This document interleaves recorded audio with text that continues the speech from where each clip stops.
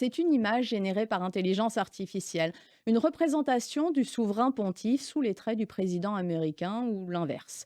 Elle aurait pu être drôle si elle ne racontait parfaitement la volonté de Donald Trump, mégalomane en chef, despote, adoubé par un scrutin démocratique de tout diriger. Elle aurait pu être amusante si elle ne rappelait pas la volonté de Trump de peser sur le Vatican pour que le nouveau chef de l'Église soit MAGA, Make America Great Again, un nouveau pape bien réac qui reviendrait sur l'ouverture aux homosexuels amorcée par le défunt François et conjuguerait au passé l'intérêt de l'Église pour les plus faibles.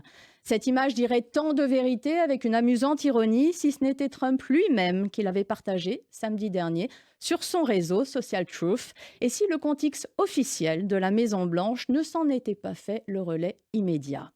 Que faut-il pour que les républicains arrêtent le massacre et amorcent le désaveu public d'un homme qui abîme chaque jour un peu plus la fonction présidentielle, la démocratie et l'image de l'Amérique? Quelle sera la goutte d'eau qui fera sortir les démocrates de leur léthargie?